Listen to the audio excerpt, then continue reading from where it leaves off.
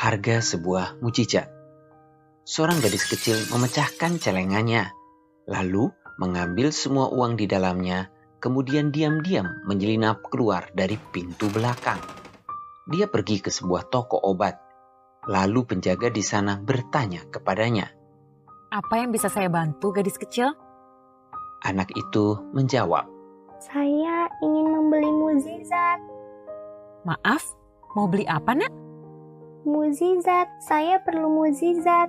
Adik saya sakit parah dan ayah berkata hanya mukjizat yang dapat menyembuhkannya sekarang. Jadi saya ingin mendapatkan mukjizat untuknya. Berapakah harga sebuah mukjizat? Penjaga toko terkejut dan dengan lembut menjawab, Maaf, Nak. Kami tidak menjual mukjizat di sini. Kalau begitu, tolong katakan pada saya di mana toko yang menjual mukjizat. Saya ingin membelinya. Saya akan beli dengan semua uang tabungan saya.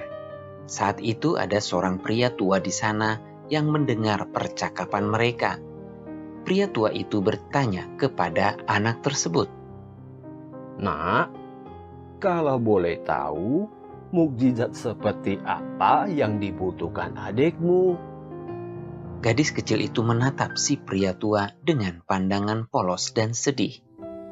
Saya tidak tahu, Pak. Saya hanya tahu setiap hari adik saya kesakitan. Ada sesuatu yang sangat buruk dan jahat di dalam kepalanya. Ayah sudah berusaha keras untuk menyembuhkannya, tapi adik tidak kunjung sembuh. Dokter bilang dia harus dioperasi, tapi kami tidak punya uang untuk membayar biayanya.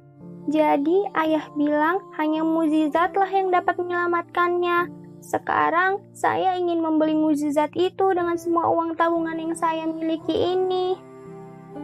Oh, berapa banyak uang yang kamu miliki, Nak?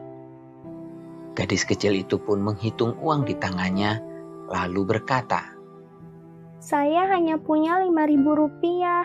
Berapa ya harga mukjizat itu, Pak? Apakah uang saya cukup? Si pria tua itu berkata sambil tersenyum, Wah, kebetulan sekali. Harga sebuah mukjizat itu memang segitu. Dan kamu beruntung, karena saya punya mukjizat yang kamu butuhkan. Pria tua itu kemudian mengambil uang dari tangan anak tersebut, lalu berkata, Ayo, bawa saya ke adikmu.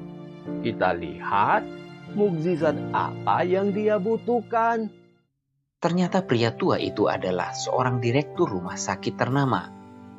Setelah melihat keadaan adik dari si gadis kecil itu, ia mengirim ambulans dan membawanya ke rumah sakit untuk segera dioperasi. Operasi itu pun berjalan lancar, dan keadaan si adik membaik dengan cepat, sehingga ia diizinkan pulang setelah seminggu. Ayah dari si gadis kecil tak henti-hentinya berterima kasih pada si direktur rumah sakit, karena biaya operasi dan rumah sakit tidak dibebankan sama sekali pada mereka. Namun, direktur rumah sakit itu hanya tersenyum dan berkata, Jangan khawatir, Pak. Putri Anda telah membayarnya dengan ketulusan hatinya. Si ayah yang penasaran pun bertanya pada putrinya apa yang telah ia lakukan. Sang putri dengan gembira dan bangga berkata, Ayah tahu dia itu penjual mukjizat loh, Ayah. Aku bertemu dengannya di apotik dan aku membeli mukjizat yang ia jual dengan seluruh tabunganku. Tuhan itu ada dan selalu berada di samping kita. Saat kita membutuhkan pertolongannya, Tuhan akan memberikannya melalui orang-orang di sekitar kita dan melalui cara-caranya yang tidak terduga.